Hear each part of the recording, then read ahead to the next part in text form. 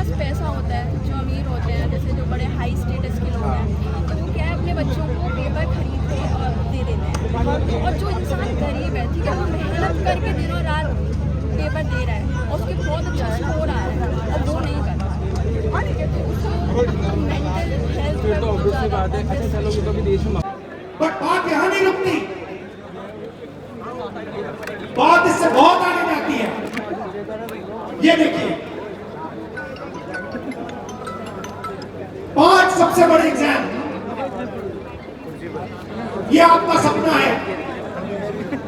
यहाँ पे जो भी युवा है, ये आपका सपना है। निवेदन करता हूँ अमित शाह से कि एक बार ग्राउंड लेवल पर आओ, एक बार कोटा में घूमो, एक बार रोडों सड़कों पे घूमो, तुम्हें सच्चाई पता चल जाएगी गरीबों के लिए क्या किया है। 157 रैंक पर आते हैं हम फ्री एक्सप्रेस में, तो हम कहाँ जा रहे हैं? हम कहाँ देश था हमारा, हम कहाँ गुलाम हो गए? श्रीलंका, पाकिस्तान और इन देशों से भी पीछे हैं हम। पाकिस्तान जिसको भुखमरी समझते हैं उससे भी पीछे हम फ्री एक्सप्रेस में। हंगर इंडेक्स में हम कितने पीछे हैं? भुखमरी चल रही है, दुनिया जानती है। हम इतनी हालतें खराब है हमारी, पर हम मानने को तैयार ही नहीं है। लोग मांग रहे हैं और इस्तीफा भी नहीं दे रहे हैं। इस्तीफा वो सब हो जाएंगे, ये आए हैं ना, इसके माहौल के अनुसार सब होगा। अच्छा, माहौल के अनुसार सब होगा, काम हो जो होने का काम है सब होगा। इस सिस्टम में अगर 1000 बच्चे जाते हैं, घुसते हैं, तो 1000 में से सिर्फ 12 बच्चों को,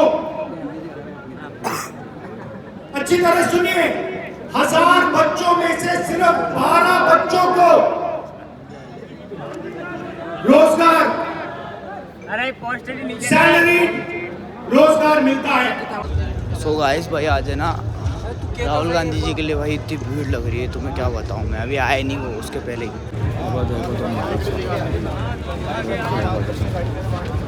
बच्चे ही बच्चे हैं भाई, बच्चे बच्चे, अभी तो कोई आया नहीं भाई, आने के बाद देखा तुम्हें बताऊँगा यहाँ का। और ये वाला रोड है जिससे एंट्री हुई है राहुल गांधी जी, इस रोड से आएगा। बाकी ये पब्लिक के लिए, स्टूडेंट के लिए। चलो गाइस दिखाता हूँ, बहुत भीड़ है राहुल गांधी से मिलने के लिए, पर आज मेरे साथ कोई आया नहीं तो फिर मैंने खुद ही आ गया। मैं ब्लॉगिंग नहीं रुकनी चाहिए और आज दिखाते हैं तुम्हें सीन। सिर्फ और सिर्फ एक ही चीज़ होती है और वो है तानाशाही, भरपूर तरीके से तानाशाही। और उसके पीछे जो मुख्य कारण है सर, वो ये है कि ये सरकार हमारी नहीं है, ये पूंजीपतियों की सरकार है। This government is funded by the businessman. तो वो उनके लिए काम कर रहे हैं, हमारे लिए काम कर ही नहीं रहे हैं। वैसे भी वो उनको हमारे वोट की पड़ी भी नहीं है। भाई है ग्राउंड लेवल पर आ जाइए मोदी जी, एक दिन मोदी जी से निवेदन करता हूँ अमित शाह से कि एक बार ग्राउंड लेवल पर आओ, एक बार कोटा में घूमो, एक बार रोडों सड़कों पे घूमो, तुम्हें सच्चाई पता चल जाएगी गरीबों के लिए क्या किया है। 157 रैंक पर आते हैं हम फ्री एक्सप्रेस में, तो हम कहाँ जा रहे हैं? हम कहाँ देश था हमारा, हम कहाँ गुलाम हो गए? श्रीलंका, पाकिस्तान और इन देशों से भी पीछे हैं हम। पाकिस्तान जिसको भुखमरी समझते हैं उससे भी पीछे हम फ्री एक्सप्रेस में। हंगर इंडेक्स में हम कितने पीछे हैं? भुखमरी चल रही है, दुनिया जानती है। हम इतनी हालतें खराब है हमारी, पर हम मानने को तैयार ही नहीं है। वी आर तो कैसे सब कैसे ठीक होगा? सिर्फ इसका एक ही निर्णय है, जनता को सड़क पर आना होगा, इनको उखाड़ फेंकना है। सिर्फ सत्ता चेंज करने से कुछ नहीं होगा। अगर हम सत्ता चेंज करने की सोचे, इसका समाधान नहीं निकलेगा। इनको इस प्रकार से समझाया जाए और जो भी पेपर लीक करता हो उसके प्रति सजा हो, मजबूत से मजबूत, डेथ पेनल्टी तक होनी चाहिए। इस प्रकार की चीज़ें होनी चाहिए ताकि आने वालों के भी सबक सीखें। सरकार ये हो, भविष्य में कोई दूसरी सरकार आएगी वो भी इस प्रकार की करेगी, ऐसा नहीं होना चाहिए। ऐसी चीज़ें होनी चाहिए कि आने वाले समय में कोई भी धर्म के नाम पर राजनीति ना कर पाए, कोई भी लोगों को बेवकूफ़ ना बना पाए, कोई भी चारों स्तंभ को खरीद ना पाए, कोई मीडिया को भी खरीद नहीं पाए, कोई कार्यपालिका को, न्यायपालिका और विधायक का, चारों के अलग अलग काम होने चाहिए। सबको खरीद रखा है इस सरकार ने, everything controlled by the government. तो भाई हमारे राहुल गांधी जी आने वाले हैं। वीडियो बना ली मैंने, अभी डालेंगे।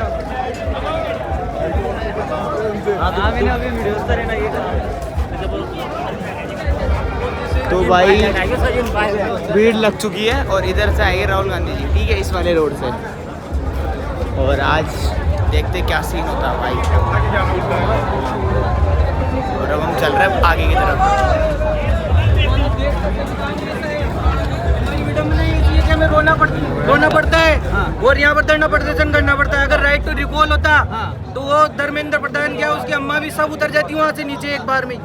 तो अपना मोदी पे भरोसा नहीं है। तो मतलब ऐसा है कि बच्चे ना भाई बहुत गुस्से में मोदी के लिए, बहुत ज़्यादा। और बच्चों का भरोसा करते हैं, वो युवा है, राष्ट्रीय नेता है, लेकिन वो भ्रष्टाचार के खिलाफ सख्त कानून बनवाए। जैसे नेपाल, बांग्लादेश, इनमें युवा जनता को साथ में आना पड़ेगा, जनता को साथ में आना पड़ेगा, जेन जी को। ये देखो ये गाड़ी आ चुकी है। अब राहुल गांधी जी आ रहे हैं और भाई यहाँ के जो लोग हैं ना, यहाँ के बच्चे, उस्ताद जी बढ़िया राहुल गांधी जिंदाबाद करेंगे। ठीक है, आ रहा हूँ चलो। तो भाई ये सीन है, ये बॉक्स ऑफिस के सामने आ चुके हैं और राहुल गांधी भाई आने वाला है, अभी आए नहीं। बाकी चलते तुम दिखाते और सीन। इंडिया फर्स्ट न्यूज़ वाले भी आए यहाँ पर। सारे न्यूज़ चैनल आज कोटा में दिखेगा इस तुम्हें।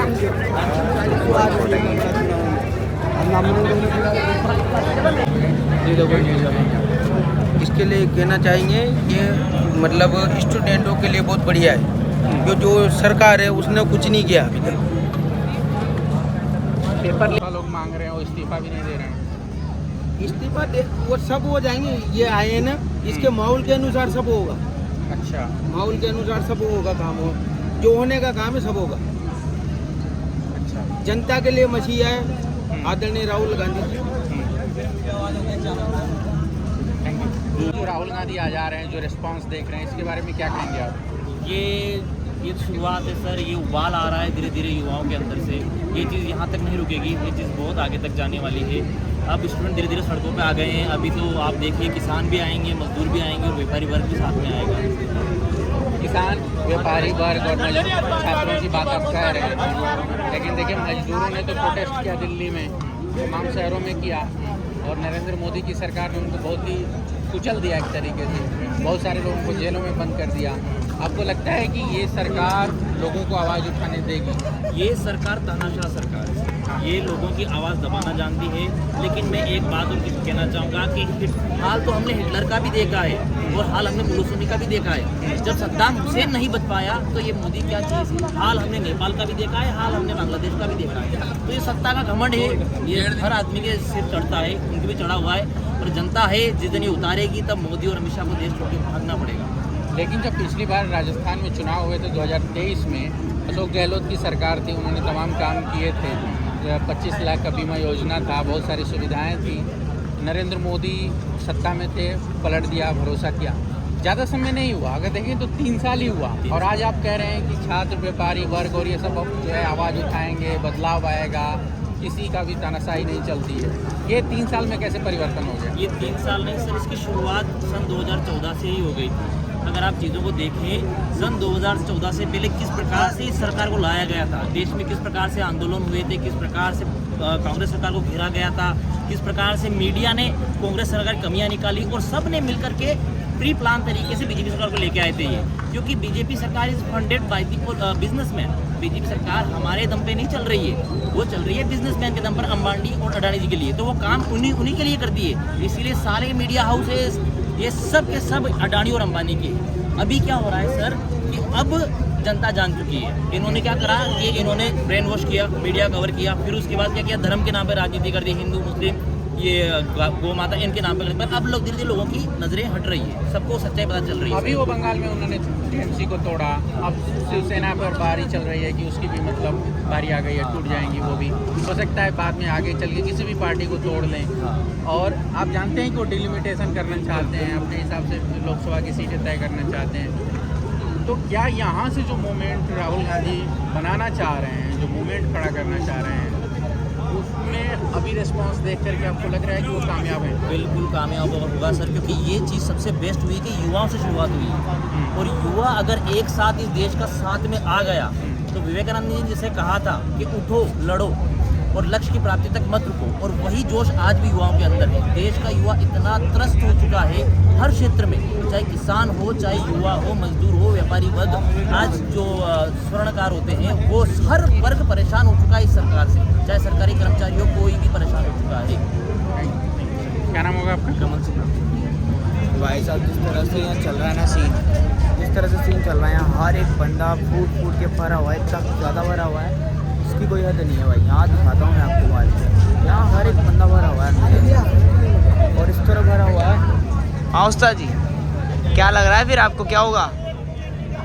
बहुत मज़ा आया है आए राहुल गांधी जी तो मज़ा आया? अभी तो मिले नहीं, अब तो आप पहुँचे हैं यहाँ पे, बिरला जी के शहर में आ गए। बिरला जी के शहर में आ गए। तो भाई यहाँ सब बंदे कूद कूद के अंदर भरे हुए हैं और ये ऐसी उनकी अब कुछ नहीं हो सकता है। मोदी बिरला जी जिनका नाम नहीं ले रहे उनके लिए कुछ नहीं है। बड़े पॉलिटिकल लोग, बिजनेसमैन जो इस तरह का अरेंजमेंट कर सकते हैं अपने बच्चों के, उनके ऊपर उनका ब्लेम है। मतलब ये तो देखा जा सकता है कि देखो बड़े लोगों का हाथ होगा तभी ये लोग लीकर्स हैं, ये उस पेपर को मतलब पेपर कैसे लीक हुआ होगा, मतलब पहले बड़े पोस्ट के लोगों को पेपर जाएगा तभी तो लीकर्स को नहीं कुछ मतलब वो मिलेगा। करप्शन तो बहुत है ही, ठीक है। तो जो जिसके लोगों के पास पैसा होता है, जो अमीर होते हैं, जैसे जो बड़े हाई स्टेटस के लोग हैं, तो वो क्या है अपने बच्चों को पेपर खरीद के और दे देते हैं। और जो इंसान गरीब है, ठीक है, वो मेहनत करके दिनों रात पेपर दे रहा है और उसके बहुत अच्छा स्कोर आ रहा है और वो नहीं कर रहा है, ठीक है। तो उसको मेंटल हेल्थ फिर पर तो बहुत ऑब्वियसली ज़्यादा बात है। अच्छा चलो कि कभी देश में माहौल बना तो पेरेंट्स भी चीज़ को समझ पाए, अदरवाइज पेरेंट्स का ये रहता है, एक सोच रहती है कि यार तुम नहीं करते, उन्होंने कर लिया। लेकिन इन फैक्टर्स के ऊपर भी रोशनी डालना बहुत ज़रूरी है। और अब चूँकि राहुल गांधी जी खुद यहाँ उपस्थित हैं, तो इंडिया ही नहीं, इंडिया के बाहर भी इस मुद्दे के ऊपर चर्चा ज़रूर होगी और संसद में आप लोगों की आवाज़ पड़ेगी जोर शोर से उठाई जाएगी। तो पूरी महिला मंडल का मैं धन्यवाद देना चाहता हूँ कि आप लोगों ने हिम्मत दिखाकर और इस मुद्दे के ऊपर आवाज़ उठाई। Thank you so much. हाँ जी सर, मास्क में आइए। तो तुमने देख लिया भाई, सब अंदर से भरे पड़े हैं, सब तरह से।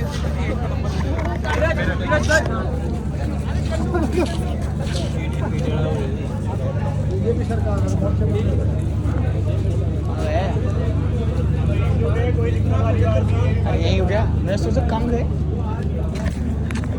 अभी थोड़ी समझ से पड़ गए। इधर अलग चल रही है कॉलेज को।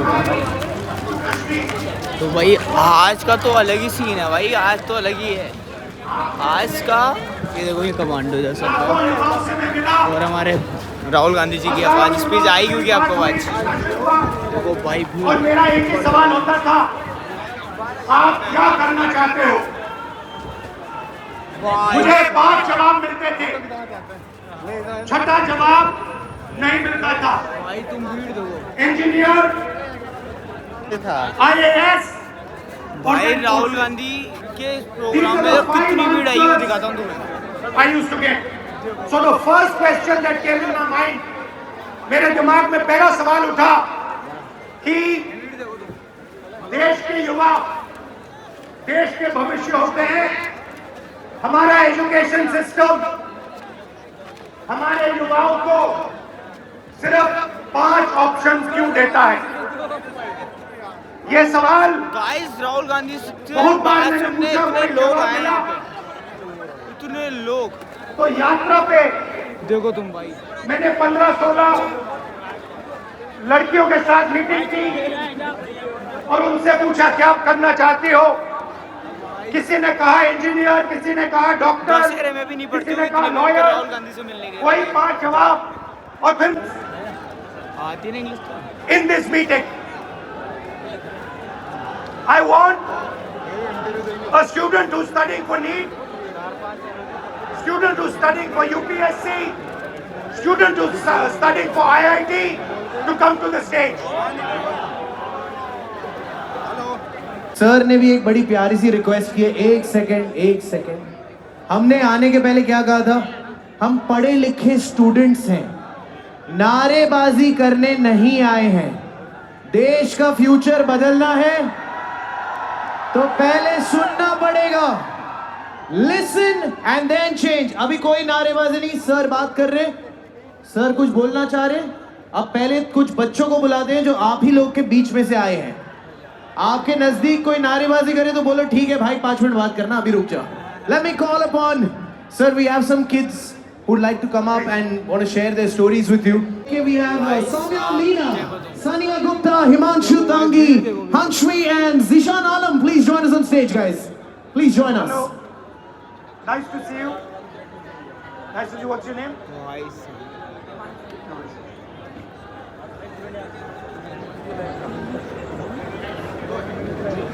Just introduce yourself. Hello everyone, my myself Soumya Meena. Hello everyone, myself Soumya Meena and I'm a JEE aspirant. Hello, I am Sania Gupta and I am preparing for NEET exam. Hello, my name is MD Jishan Alam. I'm preparing for NEET. Hello, my name is Himanshu Dangi और मैं भी आपके जैसे एक NEET aspirant हूँ. Hello, my name is Ansvi and I'm a UPSC aspirant. So why NEET? Why did you guys choose NEET? Sir, जो NEET है, doctor, सबसे पहली बात तो डॉक्टर एक बहुत बड़ा टर्म है. किसी भी मतलब जैसे अभी कोई बीमार हो गया तो किसी भी एक बंदे की लाइफ हमारे हाथ में होती है. मतलब अभी तो मैं नीट के लिए तैयारी कर रहा हूँ, तो जैसे नीट का पेपर लीक हुआ तो पूरी होप टूट गई है. डॉक्टर बनने के लिए आदमी, कोई भी व्यक्ति इतना मेहनत करेगा, 2-2, 3-3 साल मेहनत करेगा, फिर पेपर देगा वो, और फिर उसको बता दिया जाता है कि तुम्हारा पेपर लीक हो गया और इनसे मिलो भाई, तुम्हें वापस पेपर देना है. तो होप टूट गई. बढ़िया, पहचान लिया? क्या नाम है मेरा? भाई पहचान लिया यार. आपके अंदर शादी में मिले थे जो भावना थी, अपन वहाँ स्टेट में केस टीवी में मिले थे दोबारा. भाई देखो भाई भी मिल गया. मैं तो JEE कर रही हूँ, इंजीनियर.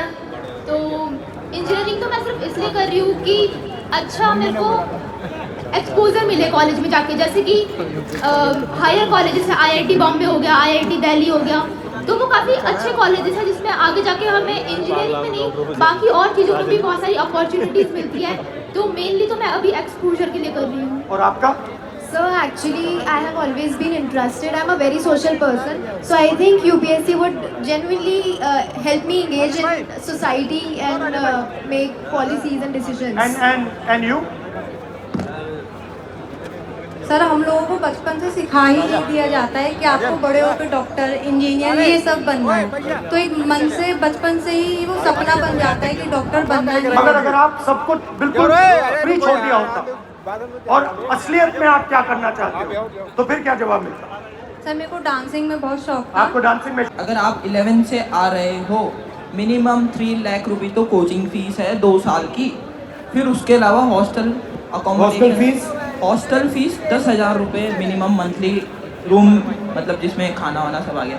फिर उसके बाद पर्सनल एक्सपेंसेस. वही राहुल गांधी आज दिखा रहा है कि पढ़ाई कितनी महंगी है. ये चीज़ उनसे पूछ रहा है स्टूडेंट. 1,20,000 हॉस्टल की फीस हो गई, 1.5 लाख अपना 1 साल की कोचिंग की फीस हो गई, और 15-20,000 एक्सपेंस भी हो जाते हैं बच्चों के, जैसे बाहर रहते हैं, कभी कुछ खा लिया. तो आप मानिए 4 lakh 4 lakh. Everybody agrees? Yes, sir. Approximately 4 lakh? Yes sir. 4 lakh. Now, आपके फैमिलीज ने लोन लिया है? कितना लोन लिया है? 2 lakhs. 2 लाख. पापा क्या करते हैं? फार्मर हैं. किसान है. 2 लाख का लोन लेना आपके लिए आसान था, फैमिली के लिए आसान था? आसान तो मिडिल क्लास के लिए नहीं रहता है, मगर एफोर्ड करना ही पड़ता है. कंपल्सरी है? कंपलसरी. अगर लोन नहीं लेंगे तो आगे इस सिस्टम में नहीं जा सकते. आपकी फैमिली ने लोन लिया? सर, लोन तो नहीं लिया था, लेकिन अगर हम गवर्नमेंट एग्जाम जैसे नीट प्रिपरेशन की तैयारी प्रिपेयर कर रहे हैं, और अगर हमारा नहीं क्लियर हुआ तो हम मतलब इंडिया में गवर्नमेंट सीट्स इतनी कम है कि हम प्राइवेट के लिए सोच भी नहीं सकते, क्योंकि उनकी फीस बहुत ज़्यादा है. और भी ज़्यादा? बहुत ज़्यादा. जैसे 24 लाख बच्चे हर साल अपेयर करते हैं नीट एग्ज़ाम में, उसमें से 80,000 सीट्स है जो गवर्नमेंट है, तो 23 लाख बच्चों को ना चाहते हुए भी हारना पड़ता ही है. तो उनके लिए प्राइवेट से करने के लिए ऑप्शन बचता ही नहीं है, क्योंकि हर मिडिल क्लास फैमिली 1 करोड़ रुपये अफोर्ड नहीं कर सकती है. तो पैसा आपके जेब से? हाँ. Yes sir. आपके फैमिली के जेब से? Yes sir. रिस्क आपका? Yes sir. डैमेज हुआ तो आपका? Yes sir. रिवॉर्ड की बात करते हैं, सक्सेस को डिफाइन करते हैं. यूपीएससी चांसेस क्या है? Real actual chances. If I say to you, ठीक है, you are a brilliant girl, brilliant student, what do you think your chances of becoming an IAS officer actually are? So no matter matter how much brilliant a student is, but I think chances are still 1 out of 100. 1 out of 100. Exactly, 0.01%. She's saying IAS officer chances approximately 1 out of 100. What about IIT? What do you think are the chances? IIT में जाने का क्या chance? Sir, 16 lakh students are appearing almost for IIT JEE, and if we consider NIT, triple IT, No, IIT. Because Okay. you want IAS. You want IIT. IIT. You want check करो एक बार. doctor. Yes, sir. So, IIT, you want to go in there. भीड़ check करो. You want to be an IIT graduate. What are your actual chances? Do you think? What are you actually facing? Sir, if we consider only IIT, then there are 0.1 chances. Good Small IITs. chances. Yes, sir. Low chances. Okay. Very low And chances. NEET? Sir NEET में 22 लाख बच्चे exam देते हैं और लगभग 1 लाख बच्चों का selection होता है. 1 लाख से कम ही है. 1 लाख तो मैं बता रहा हूँ ज़्यादा. तो सर ये क्या जिम्मेदारी है वो? ऐसे हम कैसे होगा? तो यहाँ पे अप्रोक्सीमेटली 3000 लोग, अप्रोक्सीमेटली थोड़े ज़्यादा आ गए हैं, बट हमने 3000 का कैलकुलेट किया. ठीक है, 3000 में से IAS के कितने बनेंगे? एक. 3000 में से वो जो कोने में एक डॉट है ऊपर, 1% out of this whole function, इस पूरे फंक्शन में से एक व्यक्ति, सिर्फ एक व्यक्ति IAS में जा सकता है. इस पूरी भीड़ में से IIT में कितने जाएंगे? सर, IIT में भी ज़्यादा सीटें तो नहीं है, 1 30. या 2. इस पूरी भीड़ में से, इस पूरी की पूरी भीड़ में से 30 लोग, सिर्फ 30 लोग, मतलब यहां पे जो खड़े हैं वो IIT में जाएंगे. और नीट का दिखा दीजिए. 180 लोग, 3000 में से, इस पूरी भीड़ में से 180 लोग नीट में डॉक्टर बनेंगे. These are the odds you are actually in this country. These are not the odds that our young people should be facing. You are very brave. You are very strong. That's a different matter. But this is stressful. This is unfair. And this is brutal. Because you should dream. And I'm pretty sure that you will succeed. Right? But what I want to tell this country is that you are facing extremely difficult odds. That is why we had the tragedy that we had. This is not the type of stress that we should be putting our children under. And that is really the main message I want to give in this meeting. First message, we are causing too much pain, too much stress, too much unhappiness to our future. भाई मैंने कितने पास से राहुल गांधी को दिखाता हूँ तुम्हें. Is money. The answer to that question is money. Because the system के पैसे सिर्फ इन 5 रास्तों से बनते हैं. ये मैं आपको नीट का उदाहरण देना चाहता हूं. देखिए इसमें, आप ये नीट का एग्जाम दे रहे हो. थोड़ा इस साइड आ जाओ. This is the NEET exam. And this figure is an insult to this country. This is a crime. Now let me explain. मैं समझाता हूँ ये क्या है. इसको आप समझिए. नीट में 22 लाख स्टूडेंट्स एग्जाम लेते हैं, 22 लाख स्टूडेंट्स एग्जाम लेते हैं नीट का। उनकी फैमिलीज में से, आपकी फैमिली में से, आपकी फैमिली में से 1.32 लाख करोड़ रुपए हर साल लिए जाते हैं। 1,32,000 करोड़ रुपए 22 लाख परिवारों के जेब में से खींचा जाता है। भाइयों बहनों, जितना पैसा 22 लाख लोग एक एग्जाम के लिए एक साल में उतना पैसा देते हैं जितना हिंदुस्तान ये भीड़ है, ये सिर्फ एक इंसान से तो देखने वो है अपने पूरे के पूरे एजुकेशन बजट में डालता है। आप सोचिए इसके बारे में। बट बात यहां नहीं रुकती, बात इससे बहुत आगे जाती है। ये देखिए, 5 सबसे बड़े एग्जाम, ये आपका सपना है।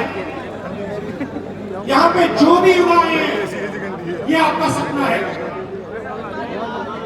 SSC, UPSC, RRB, JEE, NEET, these are your dreams.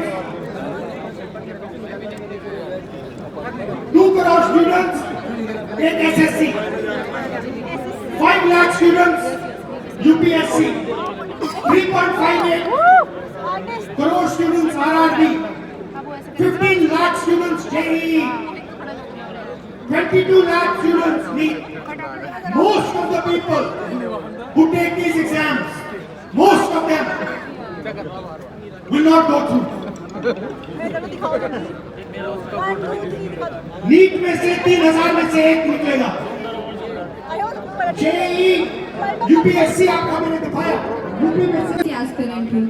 जैसा कि 2026 में प्रीलिम्स एग्जाम में हम सब ने देखा है कि किस तरह से लेंथी एग्जाम बनाया गया है जो एक यूजुअली स्टूडेंट के लिए बहुत टफ रहता है। प्लस वैकेंसीज होती है 1000 और फॉर्म्स आते हैं 15 लाख के आसपास। तो मेरा गवर्नमेंट से ये क्वेश्चन है कि बाकी के स्टूडेंट्स का क्या होगा? 1000 वैकेंसीज में 1000 स्टूडेंट सिलेक्ट हो जाते हैं, उसके अलावा जो स्टूडेंट्स हैं उनके लिए भी प्लान भी होना चाहिए। ये मेरी गवर्नमेंट से आज हमने रूल बनाया है, गवर्नमेंट से कोई सवाल नहीं होगा, पॉलिटिकल फंक्शन नहीं है। बट मैं आपसे सवाल करता हूं, आपके सामने बहुत बड़ा चैलेंज, आपके पापा कुर्बानी देने जा रहे हैं, आपके अंदर क्या फीलिंग है? आप कैसे करोगी? डर लगता है?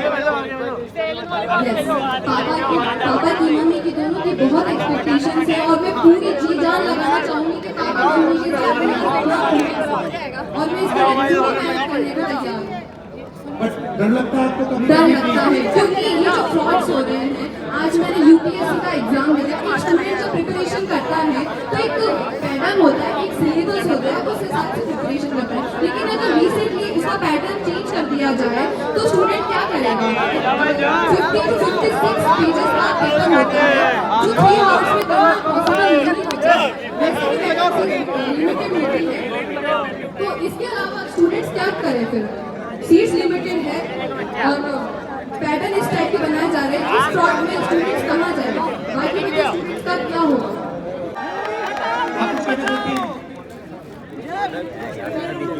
भीड़ का खबा दुकान का हर माँ बाप जब बच्चा पैदा होता है तब से हर माँ बाप सपना देखते हैं कि उसका बच्चा पढ़ेगा लिखेगा, उसके खुद के भविष्य के साथ साथ वो भी हमारी आर्थिक स्थिति को ठीक करेगा। लेकिन जो आजकल फ्रॉड देखने को मिल रहे हैं तो उससे बहुत डर लगने लग रहा है। बच्चे सुसाइड कर लेते हैं। हिंदुस्तान का एजुकेशन सिस्टम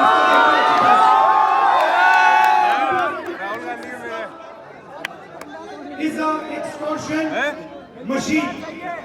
ये आपसे पैसे लेने का सिस्टम है, ये सिर्फ शिक्षा देने का सिस्टम नहीं है। स्टेट के सामने ये एग्जाम के बेसिस पर आपसे लाखों करोड़ रुपए छीनने का सिस्टम है।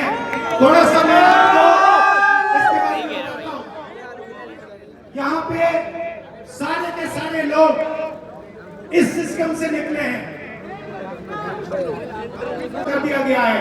वहां पे आपको टूटा हुआ पब्लिक स्कूल दिख रहा है। गवर्नमेंट ऐसा ही है।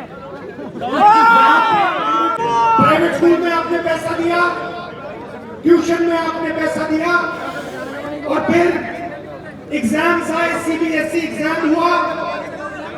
आपने अभी देखा होगा सीबीएसई एग्जाम में करेक्शंस में आई।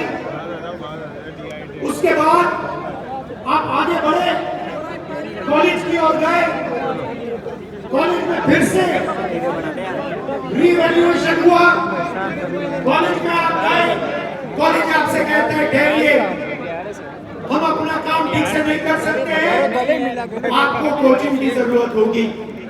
आपसे पैसा फिर से कॉलेज जाने में लगता है, कोचिंग देने में लगता है, स्कूल में यूनिफॉर्म बनाने में लगता है, हॉस्टल का लगता है, और फिर आप आते हैं सबसे बड़ी दीवार के सामने। 5 एग्जाम, लाखों लाखों करोड़ रुपए आपके जेब से खींचा जाता है, आपके परिवारों के जेब से खींचा जाता है। प्रॉमिस क्या है?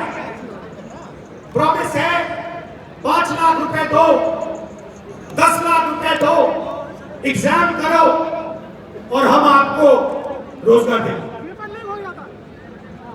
प्रैक्टिकल बात है। आज के इस सिस्टम में अगर 1000 बच्चे जाते हैं, घुसते हैं, तो 1000 में से सिर्फ 12 बच्चों को, अच्छी तरह सुनिए, 1000 बच्चों में से सिर्फ 12 बच्चों को रोजगार, सैलरी रोजगार मिलता है। 1000 में से 12 मतलब इस भीड़ में 36 लोगों हिंदुस्तान के सबसे गरीब मिडिल क्लास लोग से एक एग्जाम के लिए उतना पैसा छीनता है जितना एजुकेशन बजट है, और 5 एग्जाम्स के लिए उतना पैसा छीनता है जितनी 5 बड़ी मिनिस्ट्रियों को बजट मिलता है। शर्मनाक है और इसको बदलना होगा। आप सबको दिल से बहुत बहुत धन्यवाद। नमस्कार, जय हिंद।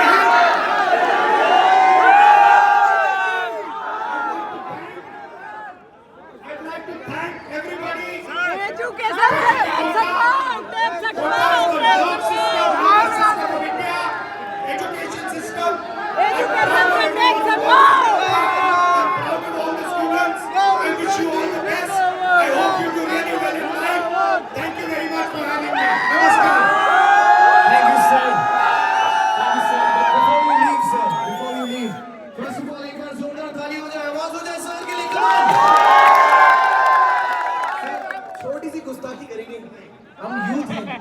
हमारी आप जानते हैं डिमांड से थोड़ी ज्यादा ही होती है, थोड़ी सी ज्यादा है कि नहीं? जाने के पहले अगर हम सबके साथ एक सेल्फी हो जाती तो मजा ही आ जाता है। सेल्फी अगर हो जाती, सर आप पहले ले लीजिए। Thank you sir. Okay everyone, let's go.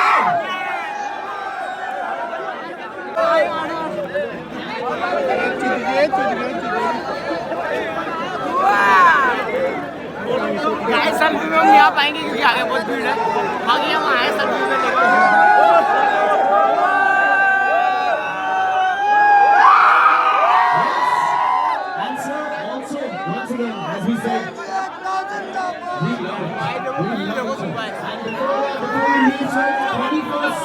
is the NEET exams. If you can wish all our dear friends.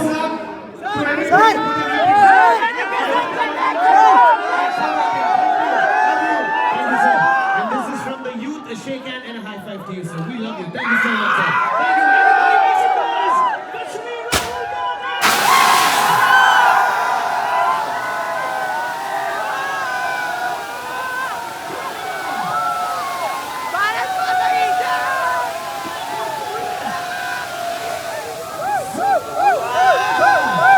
Woo!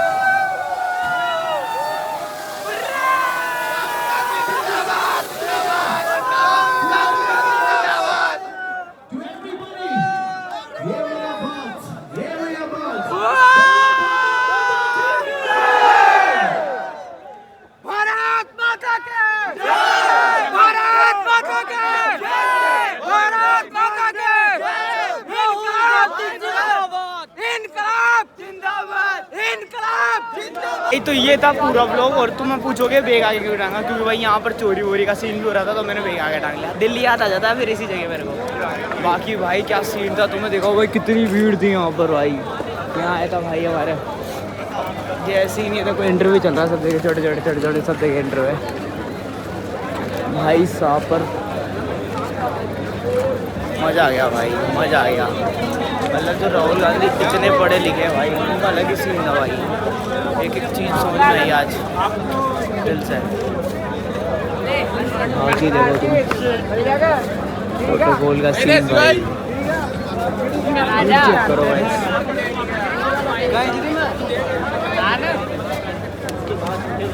दो चार दे जाना मेरे को। लगभग आने से पहले भी राहुल गांधी को, और आने के बाद भी सभी खास ये था भाई आज का ब्लॉग। तो आज के लोग में हमने देखा भाई राहुल गांधी का कितना प्यारा सीन था। बाकी सब भर के स्टूडेंट आए, टोटली स्टूडेंट आया आज राहुल गांधी भाई। तुम यहाँ से भीड़ चेक करा बच्चे पे जो प्रेशर है, तो ये था राहुल गांधी का।